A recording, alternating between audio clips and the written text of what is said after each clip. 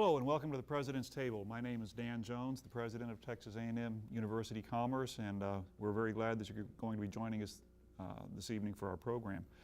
We're starting out with a little snapshot of one of our premier programs at Texas A&M University Commerce, and this is one that has been, I guess, growing and evolving for several years now, and it's our Honors College. Let me first introduce Dr. Ray Green, who's Dean of the Honors College. Thank you very much, Dr. Jones. Ray, can you give us just real quickly where we are with the Honors College in terms of its evolution? Oh, certainly.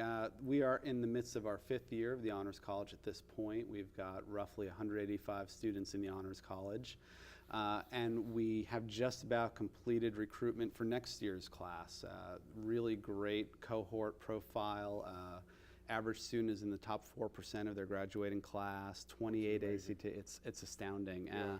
When we started a mere 5 years ago, it was within the top 10%, but we've really moved forward. Feels as if we are a destination program for these students. Well, the word's getting out, obviously. Yes. So yeah, the competition is becoming more and more intense for those slots, and Yes. the fact that we're getting students not in the top 10%, but the top 4% of the graduating class, I mean, is just an incredible testament to the quality of the program. So congratulations on all that you've done, and what a strong program that's become. We're also going to welcome Myra Ramirez, who is an Honors College student. And what we wanted to talk about in particular today is a special feature of the Honors College. Obviously, academically enriched courses is an important part of it, and achieving at the very highest level and beyond is an important part of it. But another essential feature of the Honors College is the community service requirement.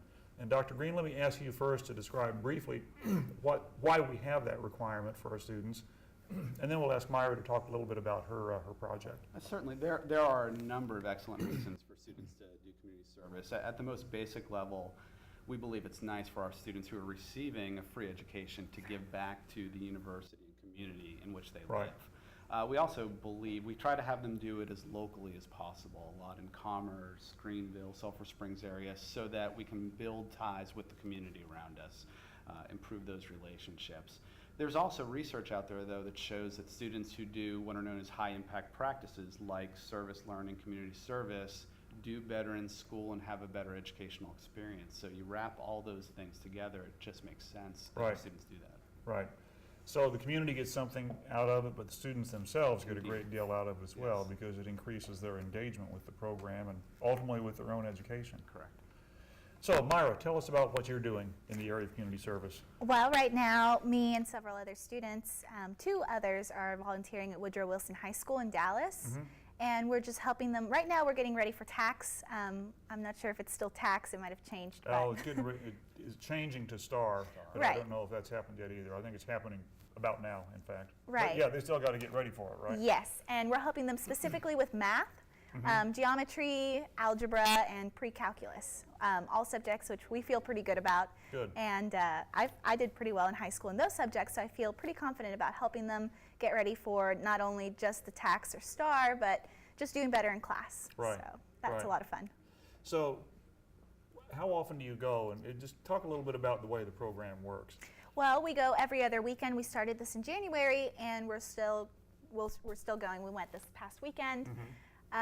We're there from 10 to noon, and we're Weekends?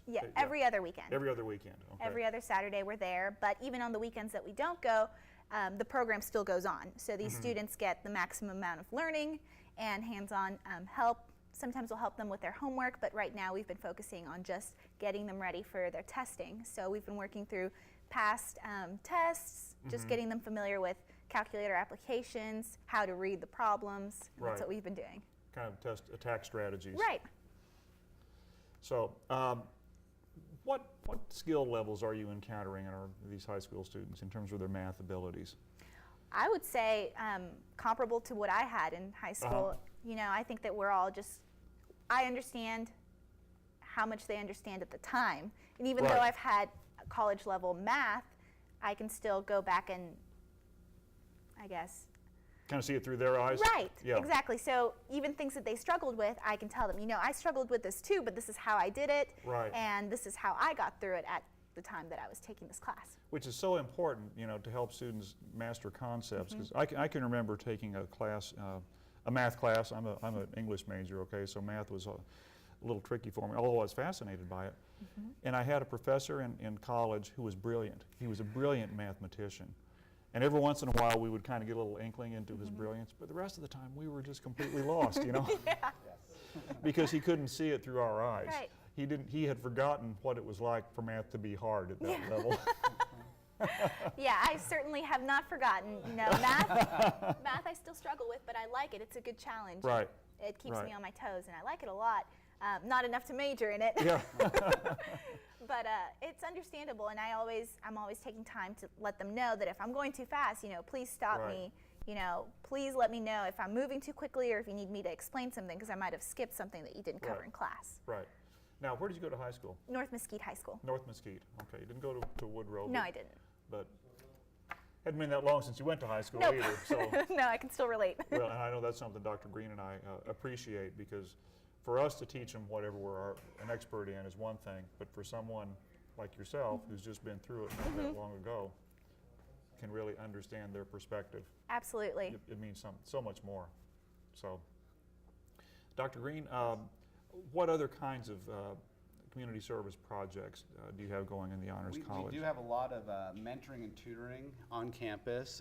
Some of our students who like to get busy with their hands are assisting residential living and learning, doing sort of low-level maintenance, some painting of rooms, changing of light bulbs. We, of course, have students doing some of the more traditional things like Relay for Life, Special Olympics. We have students during the holidays who do a lot of the ministries, bringing food to families who are homebound during Thanksgiving, for instance. Wide array of things that students are involved with. Right, right. Well, and again, they get as much out of it as the Yes. community does, if not more. Myra, what are you majoring in? Well, I recently changed from biology pre-dental to liberal studies. Really? Yes, but Well, I'm I still think the last pre-dental. time I talked, okay, you were, all right, because you're still planning on being a dentist. Absolutely. Okay. Why the change to liberal studies? Well, I feel that getting a better perspective about the cultures that I want to work with, I don't just want to be a dentist. I want to travel all over the world, and hopefully with the World Health Organization. Really? So I want to get to know people. I want to know their cultures. I want to know their customs. And I think that liberal studies is just the best way to do that. Yeah. Oh, that's tremendous. Yeah. So you want to do more than just get rich, right? Right. Yeah. Not that that's a bad thing. No. No. And what is your classification now when you graduate? I will be graduating in 2014, so I'm a sophomore, but junior. I have junior hours, but this is my second year. Okay. Another overachiever, right? Now let me ask you, with the students you're working at Woodrow, how many of them are going to come to A&M-Commerce? Just curious. Well, I think that there's one student that already applied, and I actually just spoke with her, and I'm like, have you applied to the Honors College? And she said, no, but I'll look into it. And so as of now, I just know of one student that's coming, but she's familiar with our campus, and you know, it's really nice to have somebody I can touch base with like that. Right.